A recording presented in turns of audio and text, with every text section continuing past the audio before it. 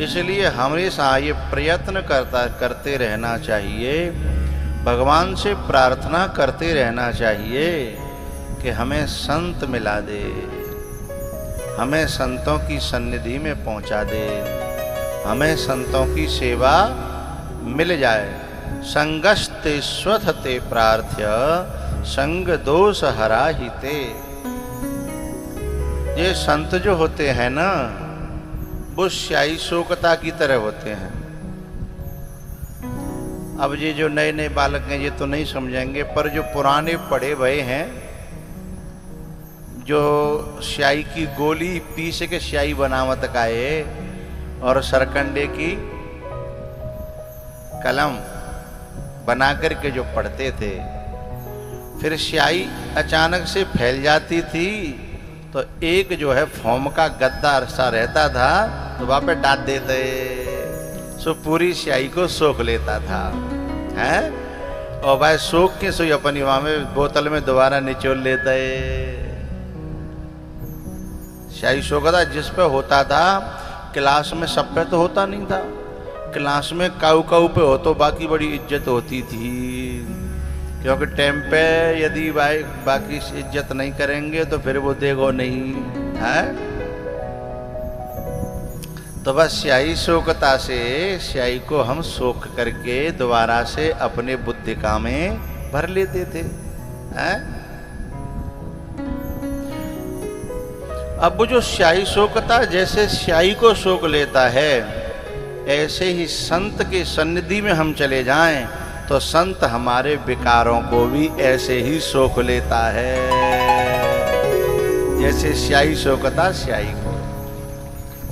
ताली कछु कमजोर लगी तो मुझे लगता है बात समझ में आई नहीं है।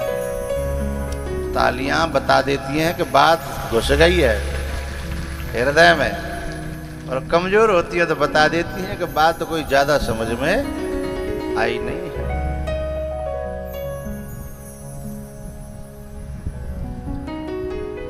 तो कह रहे हैं कपिल भगवान, मां संतों का सानिध्य मिल जाए तो हमारे विकारों का पता नहीं चलेगा कब धीमे धीमे धीमे धीमे निकल गए हैं।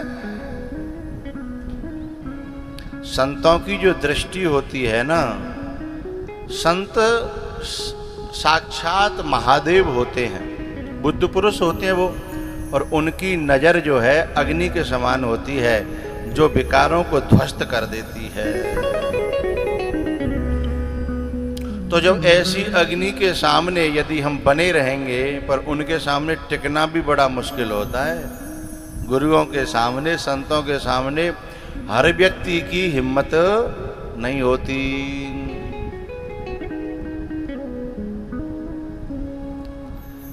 इसलिए तो देवहूति मैया ने पूछा, बेटा सही सही बताना, संत कैसे होते हैं, संत किन्हें माना जाए? दाढ़ी रखाते हैं वो, तिलक लगाते हैं वो, कि नंगे वाड़े रहें वो, कि मूछ मुड़ा दें वो, कि लाल कपड़ा पहन ले वो?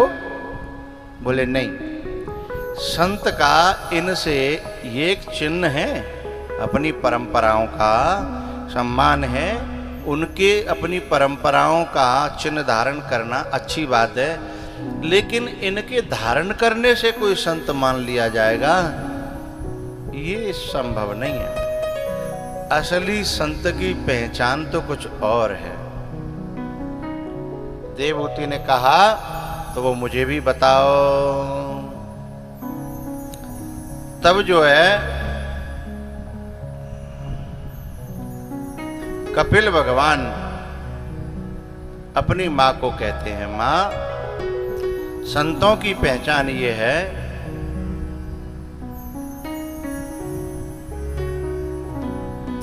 तितिक्षवः कारुणिकः सुहृदः सर्वदेहिनां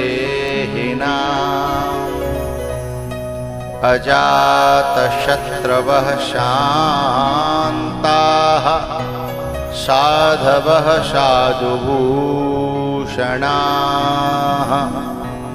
साधवः साधुभूषणाः।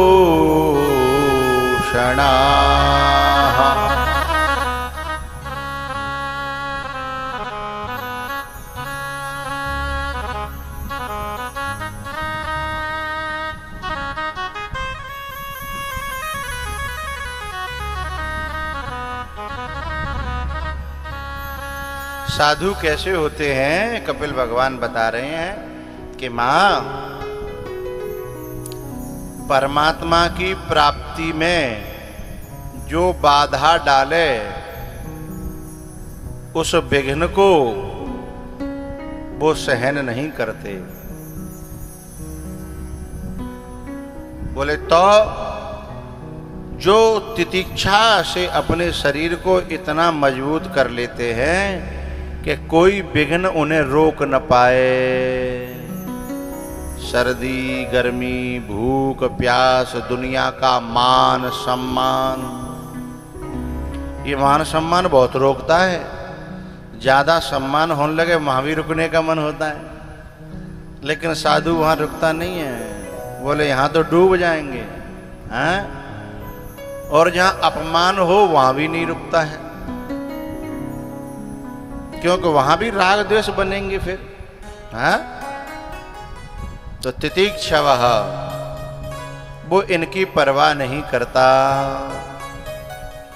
कारुणिकः करुणावान होता है। सुहृदः सबका भला चाहने वाला। सर्वदेहिनां अजातशत्रवः शान्ताः साधवः साधुभूषणः।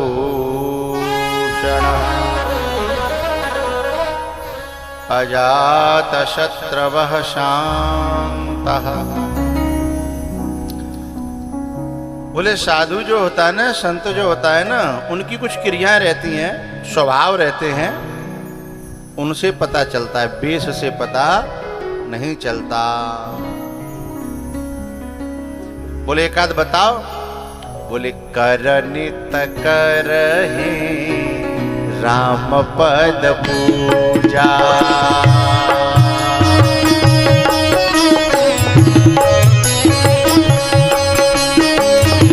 करनित करहि राम पद पूजा। राम भरोसा हृदय नहीं दूजा।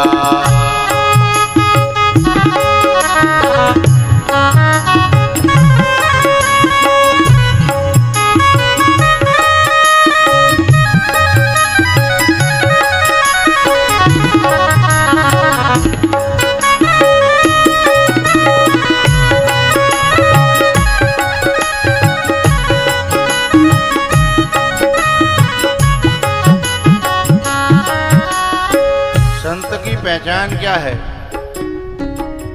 कि मंत्र राजो नित जपहि तुम्हारा। मंत्र राजो नित जपहि तुम्हारा। पूजहि तुम्हि सहित परिवार।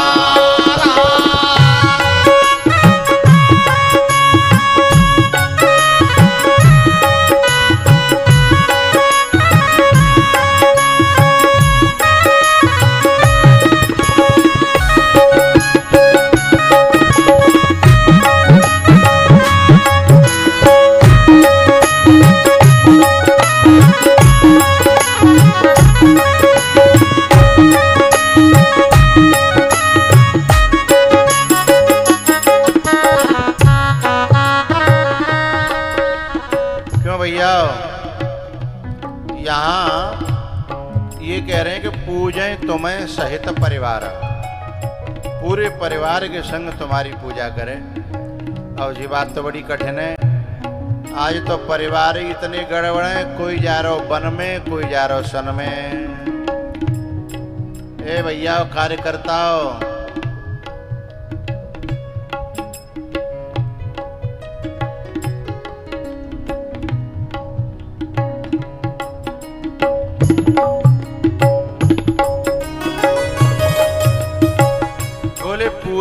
तुम्हें सहित परिवारा। अब परिवार में कोई काऊ की मान ना रहो तो बस संग लेके कैसे पूजे? भाई हमारी अकेले की बात कहते तो हम पूजा कर लेते। अब सबे काले लटका के डोले भैया, न छोरा मानना न पत्नी मान नहीं न बेटी मान नहीं, तो फिर सबे लेके पूजा कैसे करें? बड़ी प्यारी बात बताई एक संत ने कि फिर जो ना मानने बिना छोड़ो, बिना अपना परिवार भीतर ते मानो ही मत। और जो भगवान की भक्ति में जो आए हैं पांडाल में, इन भक्तों को अपना परिवार मान लो।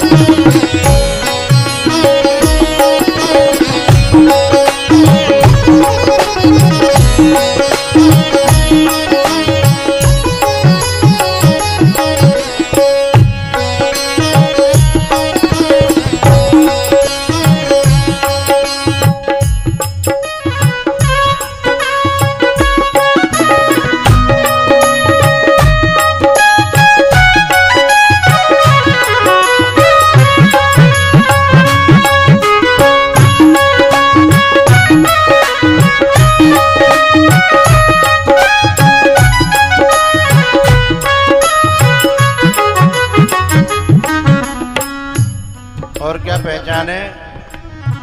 तुमते अधिक गुरु ही जिय जानी।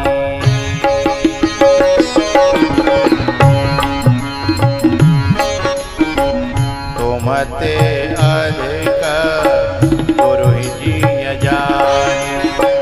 सकल भाय शिव है सनमा।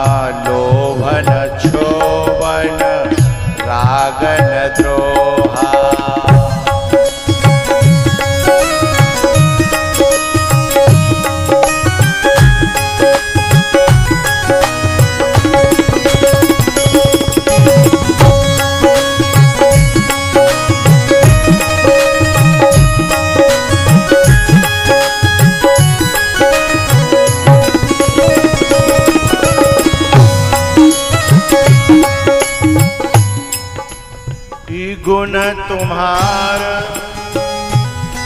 समुझै निज दोषा।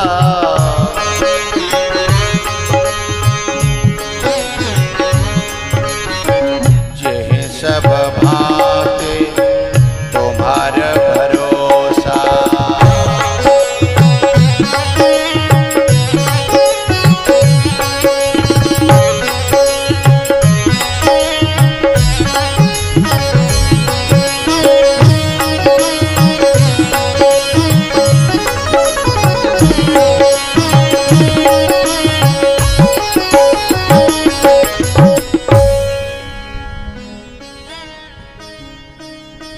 नहीं न चाहिए कबहू कछु, तुम सन सहज सने बसहु निरंतर तास उर शोरा उर निज गेहु बसहु निरंतर तास उर शोरा उर निज गेहु।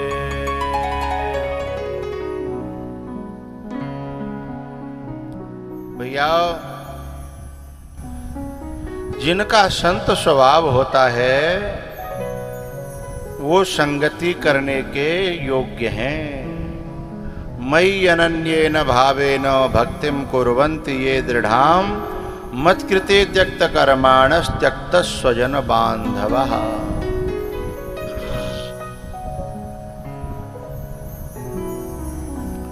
तितिक्षवः पूरी तितिक्षा होनी चाहिए।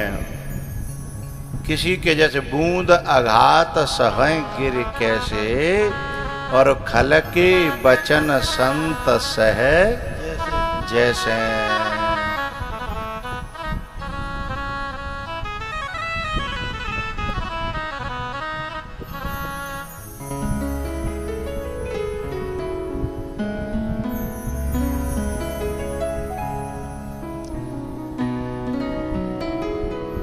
एक संत थे जिनका नाम था माधवदास। क्या? माधवदास। बात चली है कि तितिक्षव, तितिक्षा क्या है? हमारे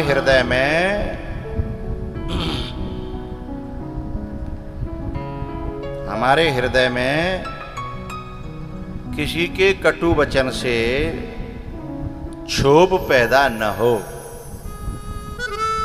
और करुणा आए। एक संत थे माधवदास, जैसे हमारे मोहनदास जी हैं। भिक्षा मांगने जाते थे तो एक बूढ़ी मैया भिक्षा देना तो दूर रहा, गाली और देती थी। और एक आध दो नहीं देती, 360 की स्पीड से जितनी दिव्य जाति बाप है उतनी गालियां देती थी। एक दिन जो है उनके कोई चेला महात्मा संग में आए भिक्षा के लिए, और जैसे ही वह स्पीड में गाली भीतर से आई सो चेला तो भड़क गो। गुरु जी की तो बुद्धि खराब है। ये यहाँ एक रोटी मिलना रही, टूका मिलना रहा, गाली मिल रही है और तो यहाँ ठाड़े हैं, क्या जरूरत है यहाँ खड़े होने की? चेला भड़क गो। गुरु जी ने कहा बेटा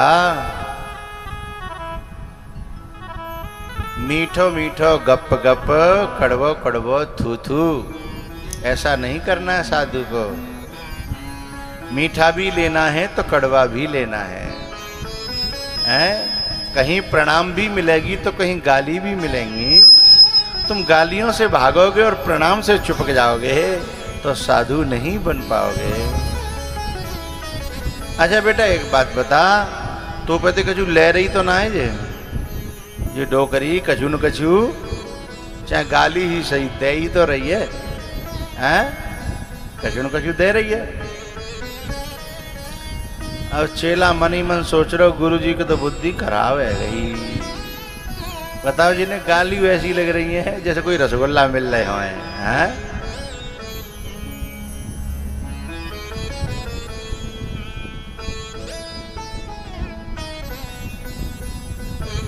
दूसरे दिन फिर भिक्षा मांगने आए। भाई चेला लेके आए। जैसे ही बुकुर आवे बारो चेला बोलो गुरु जी वहां नहीं चलना, वहां नहीं चलना है, उधर से निकलना है। बोले नहीं बेटा, अरे फिर गाली पड़ेंगी।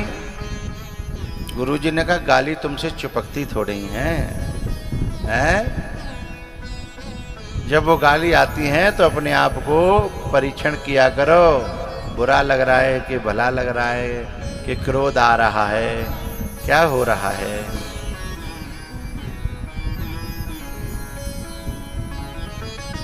गुरुजी नहीं माने, फिर ले गए उसे और फिर वहां गालियों की बौछार हुई।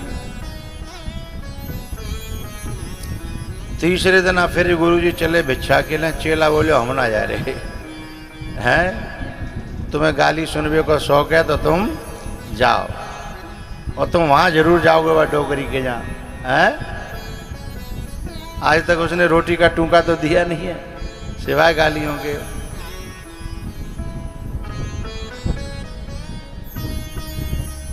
चेला नहीं आया, गुरुजी आए, संत माधवदास जी। तितिक्षवः कारुण्य कहा, करुणा से भरा हृदय था उनका, भक्ति से लबालब भरे। आज वो मैया क्या कर रही थी, चूल्हे पे पोता फेर रही थी। जानती है माता पोता, सफेद मिट्टी को हैं चूल्हे पे पोता फेरती थी। अब नई नई बच्चियां कहाँ जाने पोता, जे तो गैस पे हुर्र हुर्र करे हो हैं।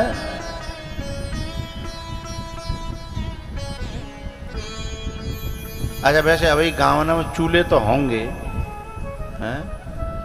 ऐसी कोई माता है जो अभी भी चूल्हे पे रोटी बनाती हो?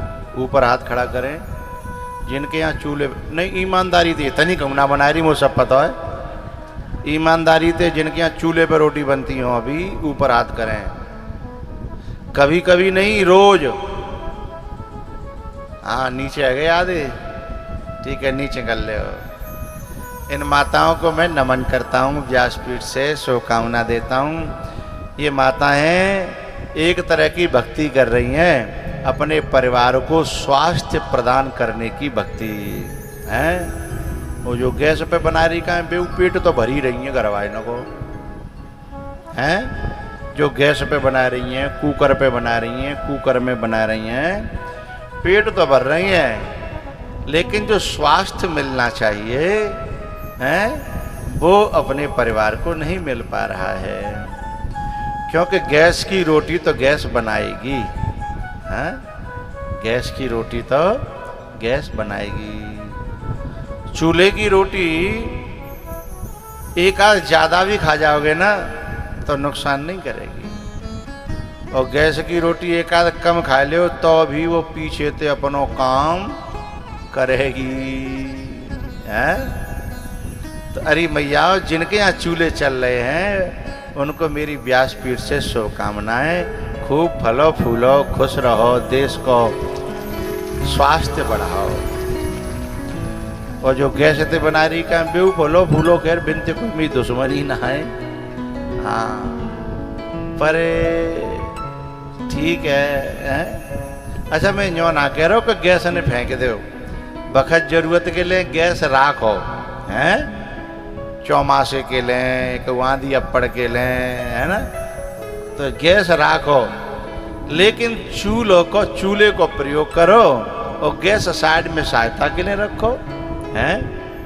तो वे माताएं बहुत अच्छी होती हैं परिवार के लिए। और जो माताएं अपने हाथ से सिल से मसाला पीसती हैं, सिले बटना, मिक्सी से नहीं, मिक्सी में तो जो डालो घुर्र पिस को, फिर जैसे वो मिक्सी में मसाला पीसत गए घुर्र, वैसे ही बिन के फिर पेट पड़ता है खुर्र है। जो माताएं अपने हाथ से सिल और बटना से मसाला पीसती हैं उनका ऑपरेशन नहीं होता है, क्योंकि उनके पेट की नसें सही हो जाती हैं। जो चाकी चलाती थी उनके तो ऑपरेशन कोई कर ही नहीं सकता, माई कला जो चाकी चलाती थी। आज ऐसी ऐसी माता बैठी होंगी जिनके कम से कम 8-8 बालक होंगे, 6-6 बालक होंगे, और एक भी ऑपरेशन से नहीं भय होगा। पुराने जमाने की माताओं की बात कर रहा हूं। 5-5, 6-6, 7-7, 8-8 बालक, एक आध 8 तो ज्यादा भाई ऐसा कहते हैं, और बिना ऑपरेशन के, क्योंकि उन्होंने चाकी चलाई है, हैं? उन्होंने अपने हाथन से पीछे हैं, उन्होंने अपने हाथन से चरी कूटवे की मशीन चलाई है, तो पेट इतना मुलायम हो जाता है, नसें इतनी मजबूत हो जाती हैं कि फिर उन्हें ऑपरेशन की जरूरत। और जब की नई नई बेटी गायें हैं जो मिक्सी में डाल के हर्र चटनी बना देती हैं, फिर डॉक्टर इनके पेट की चटनी बनाता है, यूं लेगा चाकू और खर्र काट देता है। 2 बालक होंगे तो दोनों के दोनों नई नई बच्चियां जो हैं उनके दोनों के दोनों बालक ऑपरेशन से ही होते हैं। तो जितनी सुख सुविधाएं ज्यादा उतनी परेशानी ज्यादा। तो चूल्हे पे जो माताएं भोजन बनाती हैं वह शरीर के स्वास्थ्य को ठीक करता है। तो वो जो मैया थी बूढ़ी, वो चूल्हे पे अपने पे घर में पोता फेर रही थी, हैं? अब कछुतना पीछे चूल्हे मिट जाएंगे, फिर मैं पोता की कहानी क्या करूँगा कथा, तो लोग बच्ची जो पोता क्या होता है जो पूछो करेंगे, पोता होता क्या है, हैं?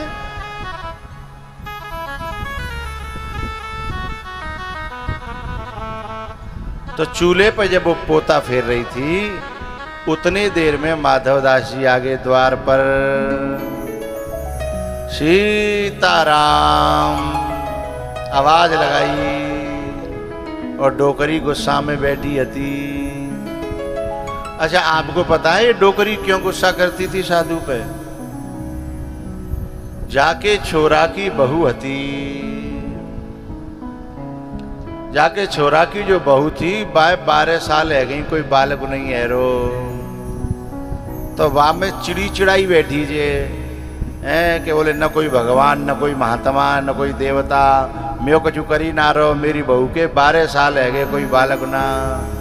तो जाए सबते चिड़न है गई हैं। और ये बात माधवदास जी ने जान ली थी कि बेचारी को दो सुना, वंश डूब रहा है, एक ही छोरा है, ताते जाए चिड़चिड़ी रहने लगी है ये, हैं? इसलिए माधवदास जी इस बात को जान गए। अब जैसे ही द्वार पे आके आवाज लगाई सीताराम, बाके हाथ में लगे पोता, बाय गुस्सा आई के गारी ते तो जो मानेगो नहीं दारी को, हैं? तो माने पोता लेके और फेंक के मारो, सो माधवदास जी के मुंह पे छपा। माधवदास जी बोले भला हो आज तुमने कछु दयो तो सही, चाहे पोता ही दयो पर कछु तो देवी की शुरुआत तो भाई, हैं? अब तक तो कोरी गारी है रही, कोरी गारी मिल नहीं, आज कछु न कछु मिलो, चलो अभ्यास भयो, हैं? लेकिन माधवदास जी ने उसी समय एक आशीर्वाद दिया कि पोता दिया है तूने, मां पोता तुझे मिलेगा, संत माधव दास भी बदला इसी का देगा। ही संत माधव दास भी बदला इसी का देगा,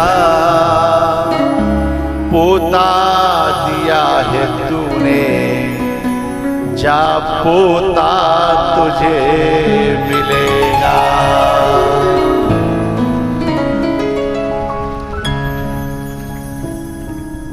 अब मैया को बड़ा दुख हुआ कि मैं क्या दे रही हूं और ये मुझे क्या दे रहा है, हैं? मैं क्या दे रही हूं और संत मुझे क्या दे रहा है। पोता है माधवदास जी अपने कमंडल में डाल के ले गए, वहां जाके उन्होंने पानी में धोया, हैं? उस कपड़े को धो धा करके अपना रूमाल बना लिया। संत तो कीचड़ में जो सने हैं, जो कीचड़ में सने हैं ना, उनको भी साफ सुथरा करके पात्र बना देता है, हैं? अब इधर क्या हुआ, 2-3 महीना बाद उसके जो बहू थी उसका पेट भारी लगने लगा। तुरंत इसको माधव दास याद आए कि बाबा का आशीर्वाद फल गया है। धीमे धीमे 9 महीना बीत गए। अब 9 महीना बीते और जब इसकी बहू के बालक हुआ तो ये सबसे पहले वह आश्रम पे भाग के गई, हनुमान टेकरी पे, कि बाबा के दर्शन करूं। बाबा ने मुझे ऐसा आशीर्वाद दो। मैंने तो बेचारे बाबा गाली दी, पोता फेंक के मारो, तो बाबा ने मेरे घर की गोद भर दी, मेरे घर में आंगन में किलकारी कर दी है। मैं बाबा के दर्शन तो करूं, वो पे तो गलती भई, मैं माफी तो मांगूं, क्षमा तो मांगूं। दौड़ी दौड़ी गई, लेकिन वहां जब पहुंची तो चेला दुगाओ तेज तर्रार वान गे डोगरी, तू भैया का हमारे गुरु जी को गाली देते गई। बोलेगा हमें भैया गलती है गई, मैं बड़ी अपराधनी हूं, मैं संत को समझ नहीं पाई। मुझे वो संत वो दे गया जो दुनिया में कोई नहीं दे पाया था, और मैं हमेशा उसे गाली देती रही। आज मैं अपने अपराध के लिए क्षमा मांगने आई हूं। बोले अब तू क्षमा किससे मांगेगी? गुरुजी तो तभी चले गए जब तने पोता फेंक के मारे हो कहो, वो तो आश्रम को छोड़ के चले गए हैं। आश्रम को छोड़ गए? बोले कहाँ? बोले पता नहीं कहाँ चले गए। अच्छा, तो अब मैं कहाँ अपनी माथे को रगड़ूंगी? और मैं तो सोच रही थी कि जिस दिन मेरा पोता होगा मैं उन्हीं संत के चरणों में रख करके इसका नामकरण कराऊंगी कि जिनका ये प्रसाद है। अब मैं कहाँ जाऊं? बोले अपनी गालियों का फल भोग, क्योंकि संत कोई ऐसे ही थोड़ी है जो ऐसे ही मिल जाते हैं, बड़ी मुश्किल से मिलते हैं। उनका पता नहीं है कहाँ चले गए।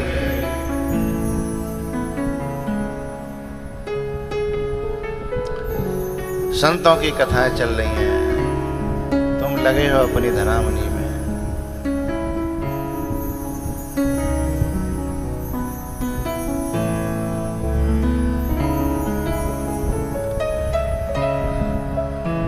संत जो है पुण्य पुंज बिनु मिलहि न संता, पुण्य पुंज बिनु मिलहि न संता, शत संगति संसृति करयंता, शत संगति संसृति करयंता। अब तो रोने लगी, पछाड़ खाने लगी। बाबा अरे मेरे बालक के आशीर्वाद दे जाओ, बाबा अरे अपने आशीर्वाद की रक्षा करो, अपने आशीर्वाद को नामकरण तो कर जाते, कहाँ चले गए? तब वो डोकरी बस शिष्य से कहती है कि भैया बाबा यूँ बता दे, बाबा कितकू गए होंगे, मैं ढूंढूंगी, मैं अपनी गलतियों की क्षमा मांगूंगी, मैं जहाँ तू बतावेगा ना बाबा मैं वहीं ढूंढ पे जाऊंगी। तब बस शिष्य ने कही, वो ये कह रहे थे कि मैं अयोध्या की तरफ जाऊंगा। हैं? अच्छा अयोध्या गए होंगे? बोले हाँ। तो वो डोकरी अपनी बहू को, अपने पोता को, अपने बेटा को लेकर के संत को ढूंढने निकल पड़ी। क्योंकि भैया कभी कभी ऐसा अपराध बन जाता है और बाद में मालूम पड़ता है ना कि संत ऐसा था, तो फिर मन जो है कचोटता रहता है, खुद की नजरों में खुद गिर जाते हैं हम, खुद की नजरें हमें खुद परेशान करती रहती हैं। अब तो अपने पोता को लेकर के जाको नाम कर, एक बेर उनके चरणों में धर करके उनसे नामकरण करा लूं इतना और कर जाएं। किसी दिन घर पे आए हुए संत को गाली देती थी, आज उसी संत की तलाश में दर दर दर दर दर दर है ढूंढती फिर रही है। जाने बिनु न होई परतीति, बिनु परतीते होई नहीं प्रीति, प्रीति बिना नहीं भगते दृढ़ाई, जिमे खगपति जल की चिकनाई, जिमे खगपति जल की चिकनाई। एक बात बताऊं भैया, वो खोजती खोजती अयोध्या पहुंच गई, संतों की पुरानी छावनी गई। संतन में कहती है कि यहाँ बाबा आए हैं क्या मोहनदास? संतों ने कहा यहाँ नहीं आए। कनक महल चली गई, संतों से पूछने लगी, अरे मेरे बाबा आए हैं क्या यहाँ?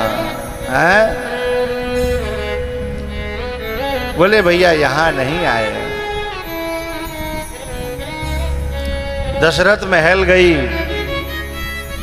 संतों के पास, बाबा मैं एक बाबा की तलाश में हूँ, बस एक बार मिल जाए, मैं क्षमा मांग लूँ तो मेरे मन को शांति मिल जाए। मैंने बहुत गालियाँ दी हैं, मैंने बहुत सुनाया उन्हें, लेकिन मैंने उनके चेहरे पर कभी क्रोध नहीं देखा, कभी गुस्सा नहीं देखा।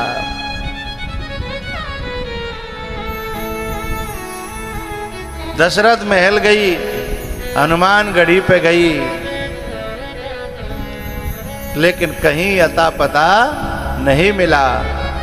जब हार के थक के कई दिन तक डोलती रही, कहीं अता पता नहीं मिला, तब वो बहू से बोली, बेटा अब लौट चलो, शायद मेरे भाग्य में मैंने कर्म ही ऐसे करे, मैंने वाणी ऐसी बोली कि अब मेरे भाग्य में बाबा के दर्शन है नहीं है? तो बोली चलो चलते चलते सरयू स्नान कर लें, हैं? चलते चलते सरयू स्नान कर चलें। अपने बेटा को लेकर के, नाती पोता को लेकर के, और वो सरयू स्नान करने के लिए गई।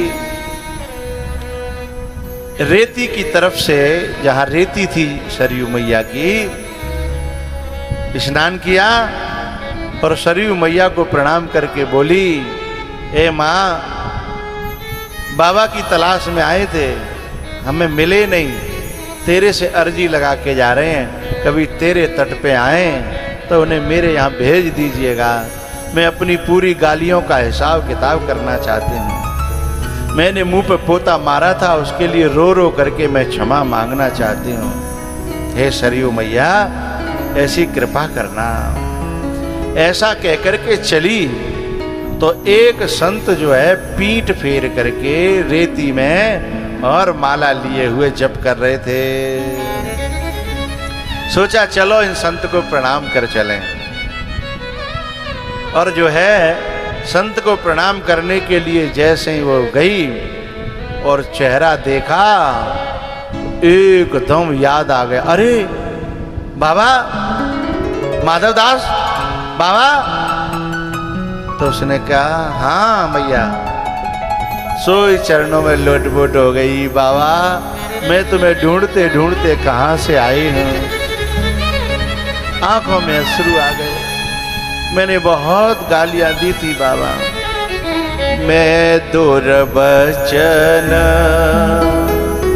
कही बहु तेरे, हे प्रभु पाप मिटहे के में मेरे। मैं दुर्वचन कहे बहु तेरे, हे प्रभु पाप मिटहे के मेरे, अनुचित बहुत कहेउ अज्ञाता, क्षमहु क्षमा मंदिर दो भ्राता। मैं दुर्वचन कहे बहु तेरे, कह प्रभु पाप मिटहे कृमि मेरे। बाबा, मैं वही अभागिनी हूँ जिसने आपको बहुत गालियां दी। मैं वही अभागिनी हूँ, एक दिन क्रोध में आकर के मैंने आपके मुंह पे पोता मारा था। बाबा, मुझे क्षमा करो। आप मेरी गोद में ऐसा लाल डाल के आए। मेरी गोद जो है सूनी थी, मेरा आंगन सूना था। मैं उस दुख से परेशान थी बाबा, और आप मेरी उस पीड़ा को समझ पाए। अब मेरा मन धिक्कारता था। देखो, ये आपका प्रसाद है, आपके चरणों में ये बच्चा है ना, ये पोता, ये आपका ही प्रसाद है बाबा। अब मेरे पाप कैसे मिटेंगे? मैंने जो आपको गालियां दी, जो पोता फेंक के मारा। माधव दासी ने कहा, अरे माँ, तेरा काम था वो तूने किया, और जो मेरा काम था वो मैंने किया। संसार में कितने लोग पेड़ पे पत्थर फेंक के मारते हैं। दुनिया के हाथों में पत्थर होता है तो पत्थर देते हैं, और पेड़ के पास में पका हुआ फल देता है, तो बदले में पेड़ तो फल ही देगा ना, पत्थर थोड़े ही देगा। संत बिटप सरिता गिरिधरनी, परहित हेत सबन के करनी। संत बिटप सरिता गिरिधरनी, परहित हेत सबन के करनी। अनुचित बहुत कहेउ अज्ञाता, क्षमहु क्षमा मंदिर दो भ्राता। क्षमहु क्षमा मंदिर दो भ्राता। रो रो करके अपनी गलतियों को एक एक करके स्वीकार करती है माँ। बाबा ने आशीर्वाद दिया, अरे मैया, ये भगवान का प्रसाद है, इसे ठीक रखना, इसे भक्ति कराना है, ले जाओ जाओ। बोले बाबा, अब आप गांव नहीं चलोगे? माधव दास जी ने कहा, मैया, जिस साधु का जितने दिन का अन्न पानी होता है ना जहाँ, वो साधु उतने ही दिन वहाँ रुकता है। जब अन्न पानी उठ जाता है तो फिर वो साधु वहाँ रुकता नहीं है। रमता जोगी बहता पानी, रमता जोगी बहता पानी। अरे मैया, जोगी और पानी ये रमते रहते हैं, ये बहते रहते हैं। पानी तो बहता भला बंधा रुका गंदीला होए, और साधु तो रमता भला दाग न लागे कोई। तितिक्षवः कारुणिका, बात चली थी। खल के बचन संत सहज से, बूंद अघात सहय गिरि कैसे, बूंद अघात सहय गिरि कैसे, खल के बचन संत सहज से। तितिक्षवः कारुणिकः सुहृदः सर्वदेहिनां, अजात शत्रवः शान्ताः साधवः साधुभूषणाः। भैयाओ, इस प्रकार से कपिल भगवान ने माता देवहूति को संतों की महिमा का श्रवण कराया, महापुरुषों की महिमा का श्रवण कराया और मुक्ति प्रदान करी है अपनी माँ को। जब मुक्ति प्रदान करी, कपिल भगवान गंगा सागर को चले गए। आज भी गंगा सागर में कपिल भगवान की, कपिल मुनि की कुटी है। उसके बाद भैयाओ, एक बच्ची ऐसी थी जिसकी कथा तीनों लोकों में प्रसिद्ध हुई। भारत की एक बेटी ऐसी थी जिसने अपने खानदान का नाम रोशन किया, अपने कुल का नाम रोशन किया तीनों लोकों में। केवल मध्य प्रदेश में नहीं, केवल भारत में नहीं, केवल धरती पे नहीं, ऊपर के लोकों में भी और नीचे के लोकों में भी। नाम जानते हैं आप लोग? उस बच्ची का नाम, उस बच्ची का, वो इसी भारत की धरती पे पैदा भई और उसने तीनों लोकों में अपना नाम किया। नाम था अनुसुईया। क्या? अनुसुईया। जोर से बजाया कर जब बात समझ में आ जाए तो।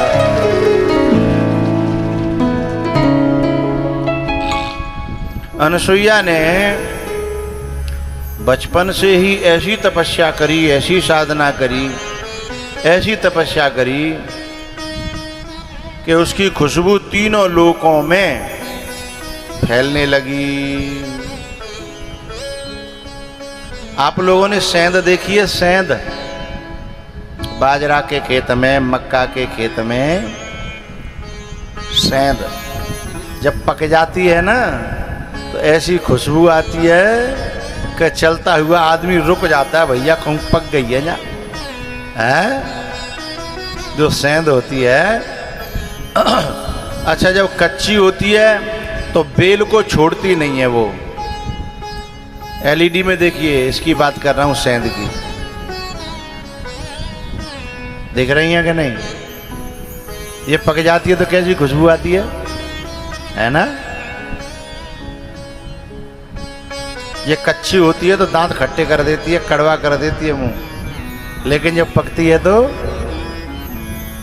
स्वाद भी है और सुगंध भी। चलते हुए आदमी को मेड़ पर रोक देती है कि भैया यहाँ कहूँ न कहूँ सेंध पकी है, चलो तोड़ लें, हैं?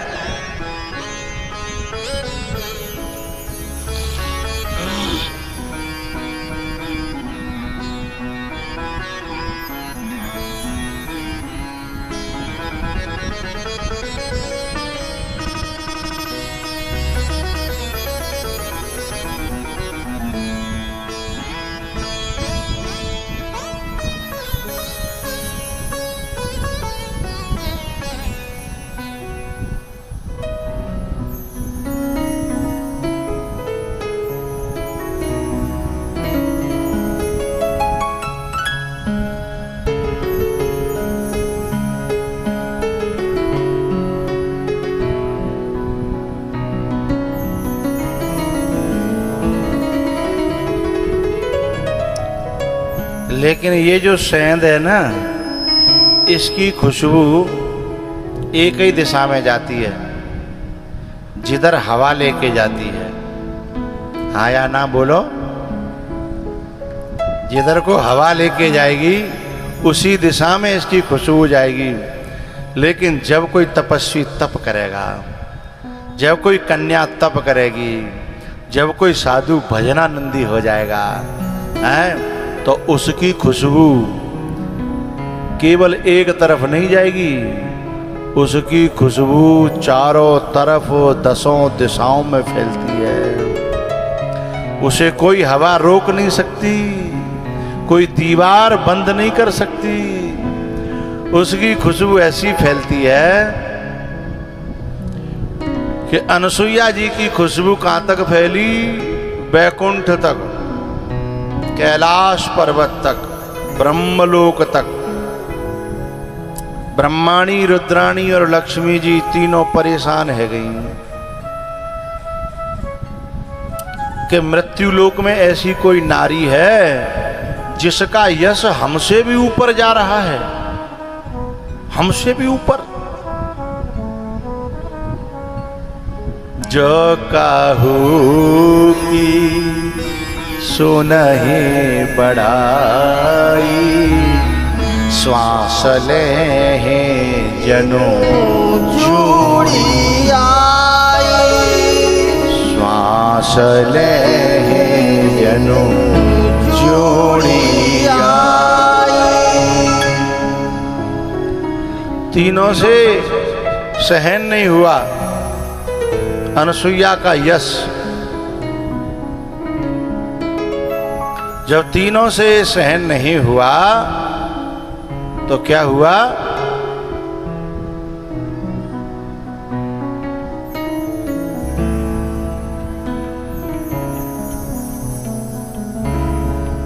तीनों अपने अपने पतियों से कहती हैं क्या कि जाओ और मृत्यु लोक में इस नारी की तपस्या को खंडित करो, इसका यश हमसे भी ज्यादा ऊपर जा रहा है।